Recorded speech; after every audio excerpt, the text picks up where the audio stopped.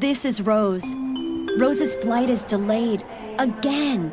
At this point, she has walked the entire terminal twice and has memorized every news headline on the airport TV. All she really wants to do is take off.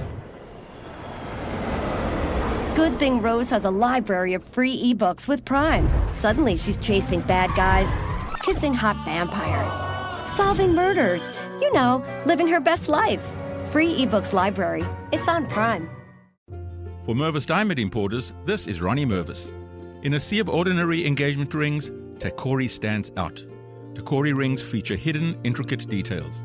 Because your ring should be as extraordinary as your love. Not mass-produced, never generic, always personal. Crafted with passion in every meticulous detail. Takori, no boring rings. Why settle for the same ring as everybody else? And when you pair the unmatched beauty of a world-famous Mervis diamond with your Takori engagement ring, it says even more. Mervis means more diamonds, better quality, and the most value. With easy Mervis financing, you can get her dream diamond now. Don't wait. To shop our mouth-watering Mervis diamonds and the largest selection of Takori bridal jewelry in the tri-state area, visit us in-store or go online to mervisdiamond.com or call for an appointment at 800-HER-LOVE. Again, that's mervisdiamond.com or 800-HER-LOVE. Mervis Diamond Importers, your official Takori jeweler.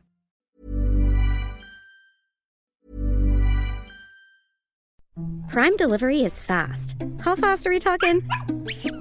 We're talking puzzle toys and LickPad delivered so fast you can get this puppy under control fast. We're talking chew toys at your door without really waiting fast. Pee pads, cooling mat, and peg hammer fast and fast. And there's training TREATS faster than you can say sit fast. And now we can all relax and order these matching hoodies to get cozy and cute fast. Fast, free delivery. It's on Prime.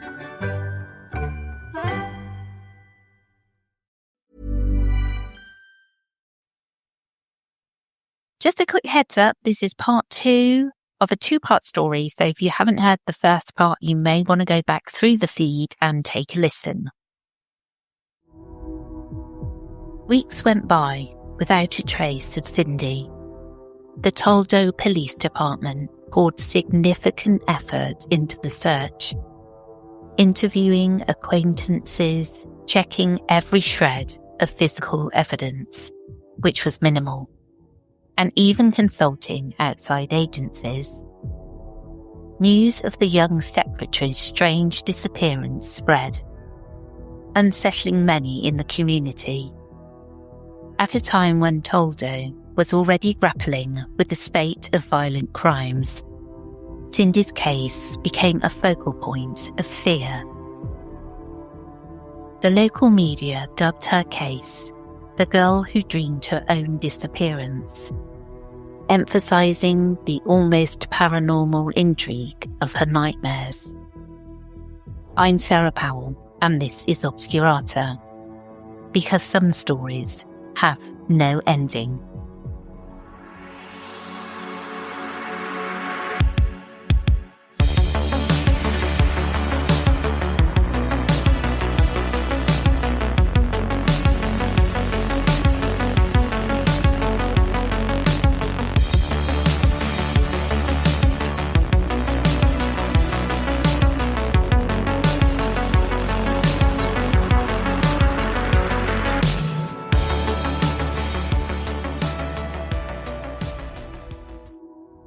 Then, in early September 1981, about a month after Cindy vanished, a startling potential lead surfaced.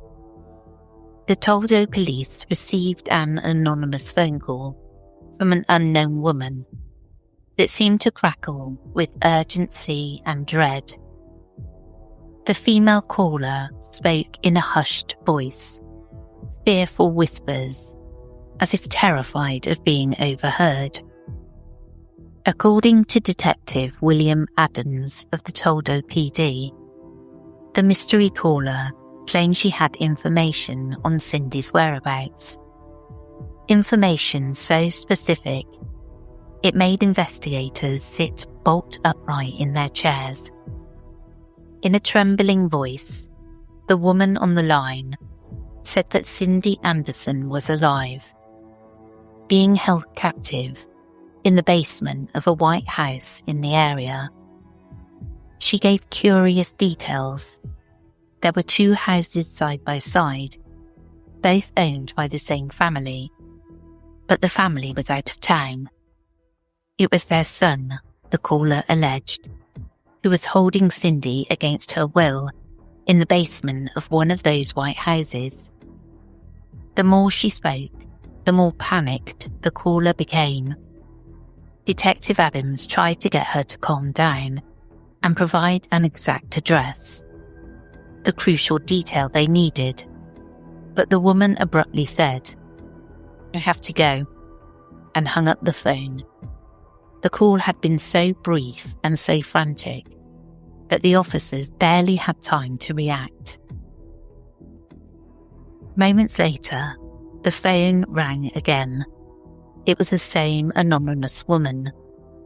This time another investigator quietly picked up an extension, hoping to trace the call or at least gather more information. But as soon as the second line clicked, the caller sensed it and immediately disconnected. She did not call back a third time. Despite pleas through the media for this frightened tipster to reach out again, she never did. Police were left with an agonizing tease of a lead: a white house, 2 side by side, a son possibly involved. It wasn't much to go on, but they couldn't ignore it. Detectives and patrol units scoured the north end of Toldo, driving up and down streets, looking for pairs of white houses fitting the description. They found many sets of adjacent white houses, too many. Without more specifics, it was like searching for a needle in a haystack. Police knocked on doors, checked basements of known suspects, and followed up where they legally could, but the anonymous tip ultimately led nowhere concrete.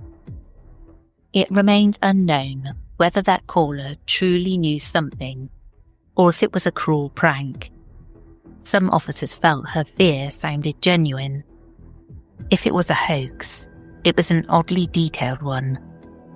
If it was real, one can only imagine how helpless the caller felt, too afraid to give her name or address. To this day, the identity of the anonymous woman and the validity of her claims are unresolved mysteries within the mystery. As summer turned to autumn, the Cindy Anderson case grew cold. Police chased numerous leads, most of which fizzled out or proved unrelated. Early on, investigators looked hard at the men in Cindy's life or orbit. Her longtime boyfriend, Jeff, was quickly ruled out. He was genuinely distraught and had a rock-solid alibi, being out of town on a construction job that day. The attorneys she worked for were also not considered suspects at the time. They had airtight alibis in court all morning.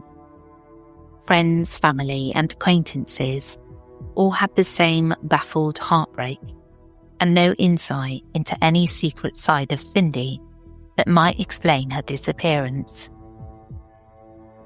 One theory that had to be considered was the possibility of a random predator. The early 1980s in Ohio were, tragically, a time when several serial killers prowled the region. Investigators noted a frightening coincidence in the month leading up to Cindy's disappearance. 4 local murders had occurred, and 3 of the victims worked in the same shopping strip as Cindy. This fueled speculation that a violent offender might have been stalking that area, targeting women. In fact, 2 notorious brothers, Anthony and Nathaniel Cook, were later revealed as serial killers responsible for at least 9 murders of young people, many in the Toldo area. This was in the late 1970s and early 80s. Authorities did consider whether the Cook brothers could have been involved in Cindy's case, given the timing and location. But both Anthony and Nathaniel adamantly denied any involvement when questioned, and no evidence linked them to Cindy. Their known crimes were brutal rapes and murders of couples or lone young people. Cindy did not fit the typical victim profile of the Cook brothers' spree, and they typically left bodies behind. Cindy's case was different, an apparently bloodless vanishing. Ultimately, the Cook angle went nowhere. Another incarcerated killer came onto the police radar as a possible suspect. The name was never released publicly, but again, nothing concrete ever emerged connecting him to Cindy. He was just one more theory in a growing list. With each dead end, the frustration grew. Sergeant Sam Mihailoff of Toledo PD summed it up years later. She just vanished. They ran down every rumour, from supposed sightings of Cindy in other states to clairvoyant visions offered by psychics, and all led to dead ends. Through it all, Cindy's family kept faith. The Andersons were devout in their religion, and many in their church community believed in the power of prayer and even in miracles. Cindy's father Michael held on to the hope, however slim, that perhaps his daughter was still alive out there. In interviews, he considered the possibility that Cindy might have lost her memory or been otherwise incapacitated. If she herself is out there, we want her to know we love her. The door is open, he said publicly, expressing a wish that even if Cindy had wandered away for reasons unknown, she could still come home. It was a painful wish, one that her mother Margaret did not live long enough to see resolved. Heartbreakingly, Margaret Anderson passed away from cancer in 1983, just 2 years after Cindy disappeared. She died not knowing what happened to her youngest child. Michael Anderson would live until 2008, and through those decades, he clung to hope that one day there'd be answers. In his obituary, the family listed Cindy as having predeceased him, an acknowledgement that by 2008, the hope of Cindy returning alive had grown very dim. As the 1980s progressed and turned into the 1990s, Cindy's case remained unsolved, but it was never forgotten. By late 1989, the story gained national attention when producers of NBC's hit series Unsolved Mysteries picked it up for broadcast. The episode, which aired on January the 3rd, 1990, was titled Dreamy Disappearance, highlighting the uncanny fact that Cindy seemed to have premonitions of her own fate. Host Robert Stack narrated Cindy's tale to millions of viewers, reenacting her final day and the bizarre clues like the graffiti and the anonymous tip. Cindy's sister Christine and father Michael appeared in the episode, pleading for any information. Also interviewed was Larry Mullins, the client who witnessed Cindy's terror at those phone calls. The episode struck a chord. Audiences were chilled by the idea of a young woman scared to death by visions and threats, only to vanish as if prophecy made real. Many called it one of the creepiest cases the show ever profiled. Despite a flood of tips after the broadcast, no definitive breakthroughs came directly from the Unsolved Mysteries airing. It did, however, keep Cindy's case alive in the public consciousness and generate some new leads for police to follow up, all of which sadly led nowhere. Meanwhile, an anonymous new theory about Cindy's fate began to take shape in the early 1990s. One rooted not in a random predator or personal stalker, but in something larger and more insidious, a drug trafficking ring.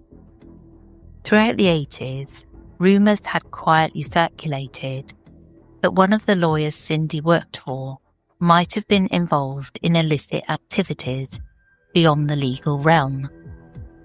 These whispers solidified in 1995 when a federal grand jury in Toledo handed down a sweeping 25-count indictment against 9 individuals for operating a major drug distribution network in the area.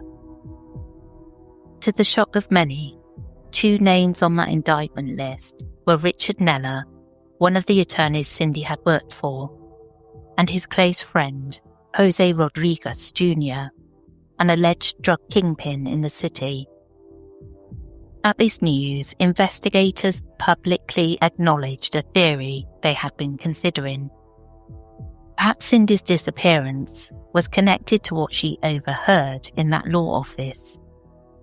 The idea was that Cindy, being the secretary, might have become accidentally privy to secret conversations or phone calls between attorney Neller and his drug-dealing associates. If she came to know too much about a dangerous criminal enterprise, could she have been silenced to keep her from ever testifying? In November 1995, Toledo police went so far as to announce they believed Cindy had been killed for this very reason, because she knew too much about Neller and Rodriguez's drug dealings. It was a bold statement after years of relative quiet on the case. During the ensuing court proceedings against the drug ring, an informant came forward with a chilling claim. While testifying at Rodriguez's trial, the witness stated under oath that Jose Rodriguez Jr. had personally confessed to murdering Cindy Anderson. According to the account, Rodriguez allegedly bragged he killed Cindy as a favour or message to Richard Neller. She was apparently abducted and murdered to send a message. Punishment to Neller for some perceived betrayal or failure. Possibly that Neller hadn't protected Rodriguez enough legally. It suggested Cindy might have been an innocent pawn caught in the crossfire of criminal vengeance.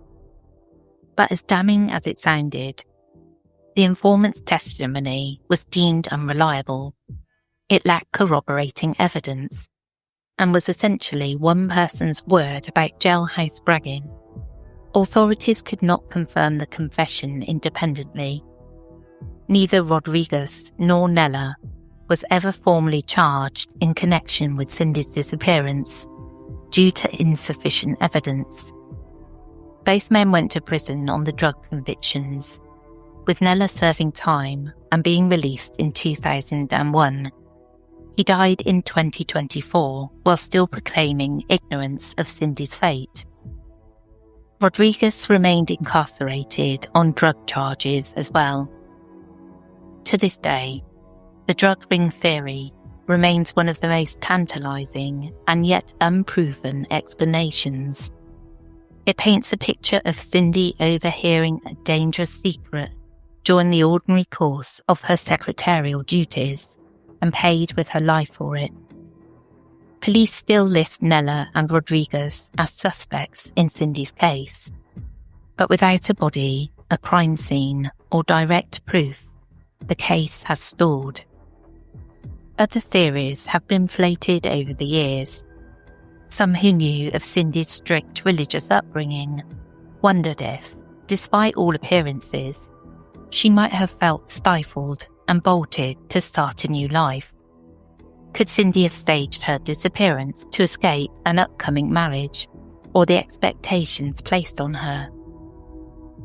It's a theory driven more by the lack of evidence of foul play than by any sign Cindy was unhappy.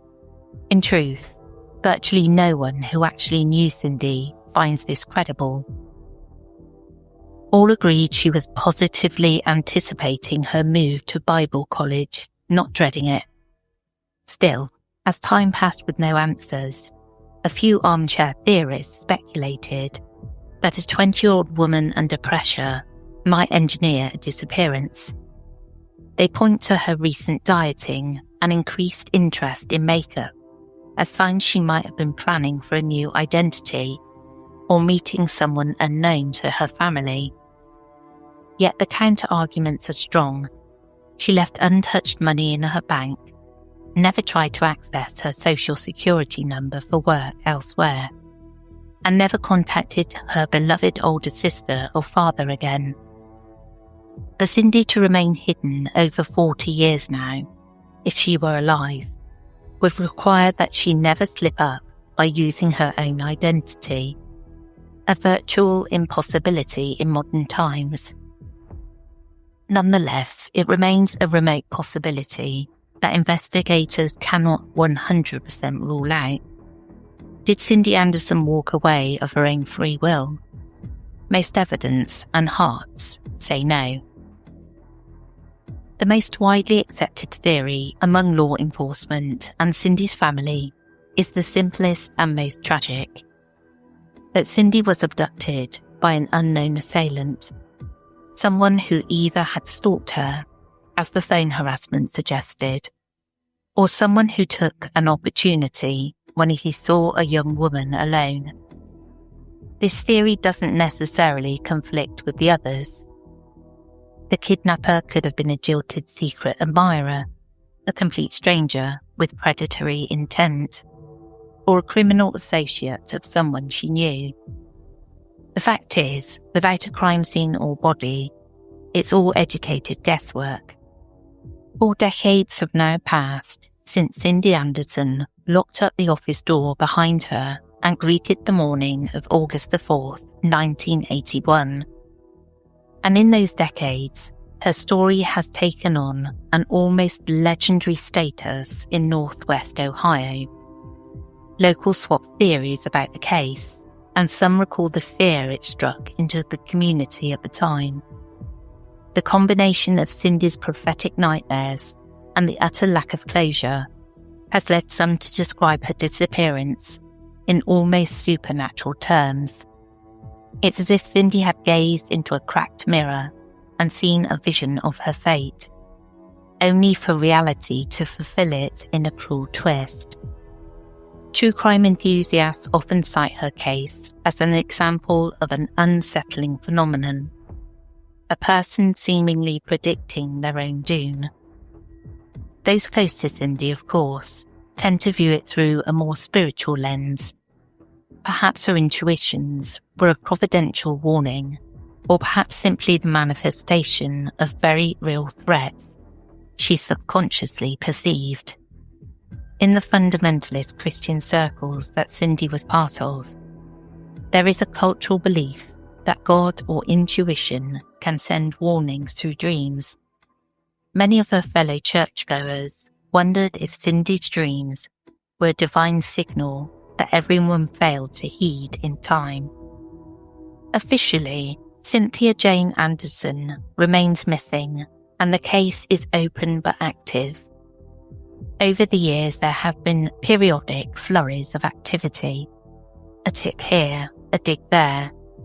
For instance, one tip in the 1990s led authorities to excavate a site looking for her remains, but nothing was found. In 1995, when the drug ring theory came out, hopes were raised that perhaps an imprisoned criminal might cut a deal and reveal the location of Cindy's body. That did not happen. In a somber footnote, the graffiti that once terrified Cindy, "I love you, Cindy, GW," turned out to be unrelated youthful vandalism, according to later investigations. It was a red herring, a strange bit of graffiti that by sheer coincidence became intertwined with the narrative of her disappearance. Cindy Anderson will be 64 years old today. Over the years, age-progressed sketches have tried to imagine her face as it would age, in the faint hope that she might one day be found alive, suffering amnesia, or having started anew somewhere. But with each passing year, that hope grows fainter. The most likely reality is that Cindy died on that fateful day, or soon thereafter, her life cut short in the most cruel and mysterious of ways. Yet the spirit of Cindy's memory endures. Former Detective William Adams reflected that the case has never left him. It's the kind of mystery that burrows into a community's psyche. People in Toldo still talk about the girl who dreamed her death. It's a tale that makes you double-check your locks at night, that makes you wonder about the stranger who calls the wrong number, that makes you listen closely to your own uneasy intuition. Prime delivery is fast. How fast are we talking? We're talking puzzle toys and lick pad delivered so fast you can get this puppy under control fast.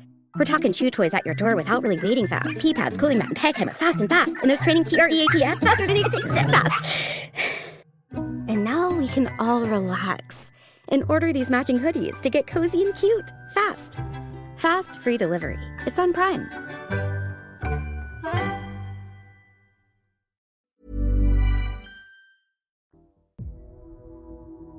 In the absence of answers, we are left with a haunting narrative assembled from fragments. A devout young woman plagued by nightmares, chilling messages on walls and telephones. A final day filled with mundane tasks that suddenly shattered into horror, and decades of speculation as to who carried Cindy away and why. It's a story that feels plucked from a crime novel, yet is painfully real. In the end, Cindy Anderson's case reminds us of the fragility of safe moments and the thin line between normal life and unfathomable tragedy. One can only hope that someday, somehow, the truth of her fate will surface, so that long night of not knowing can finally end for those who loved her, and for Cindy's own story to find its proper closure, instead of remaining an everlasting question mark. Until then, the disappearance of Cindy Anderson remains a chilling whodunit of Ohio law, a real-life tale of premonition and mystery that continues to evoke both sorrow and dread. And that is the end of the concluding part of the Cindy Anderson case. These stories, I hate them, but I like to tell them just to keep it in the public consciousness. I really want to know what happened. I really want to know. If you'd like to support this podcast, you can do so by visiting patreon.com/The Whispering Woods, where for £2.50 a month you can subscribe to the Obscurata tier and listen ad-free. We are also on Apple Premium, where for $4.99 a month you can listen to this podcast and our other podcast, The Whispering Woods, ad-free and in advance. And that's for Patreon as well. I want to say a quick thank you to Rog for fact-checking and editing, and as always, stay curious and sleep with the lights on, just in case.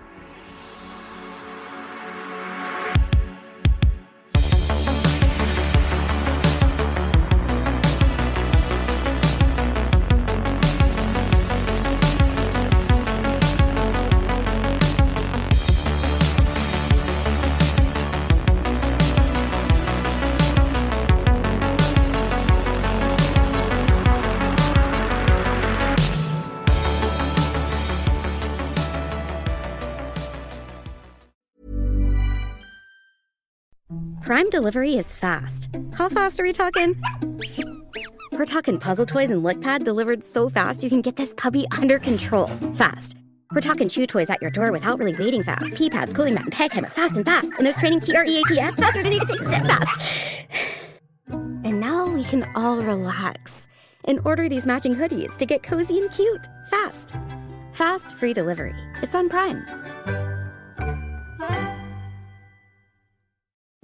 For Mervis Diamond Importers, this is Ronnie Mervis. In a sea of ordinary engagement rings, Takori stands out. Takori rings feature hidden, intricate details, because your ring should be as extraordinary as your love. Not mass-produced, never generic, always personal. Crafted with passion in every meticulous detail. Takori, no boring rings. Why settle for the same ring as everybody else? And when you pair the unmatched beauty of a world-famous Mervis diamond with your Takori engagement ring, it says even more. Mervis means more diamonds, better quality, and the most value. With easy Mervis financing, you can get her dream diamond now. Don't wait. To shop our mouth-watering Mervis diamonds and the largest selection of Takori bridal jewelry in the tri-state area, visit us in-store or go online to mervisdiamond.com or call for an appointment at 800-HER-LOVE. Again, that's mervisdiamond.com or 800-HER-LOVE. Mervis Diamond Importers, your official Takori jeweler.